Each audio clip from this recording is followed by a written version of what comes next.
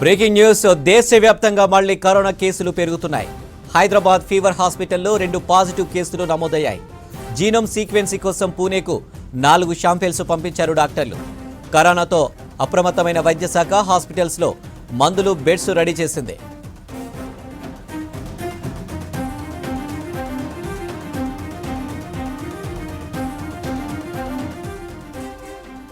దేశవ్యాప్తంగా మళ్లీ కరోనా కేసులు పెరుగుతున్నాయి. హైదరాబాద్ ఫీవర్ హాస్పిటల్లో 2 పాజిటివ్ కేసులు నమోదయ్యాయి. జీనోమ్ సీక్వెన్సీ కోసం పూణేకు 4 శాంపిల్స్ పంపించారు డాక్టర్లు. కరోనాతో అప్రమత్తమైన వైద్య శాఖ హాస్పిటల్స్లో మందులు, బెడ్స్ రెడీ చేసింది.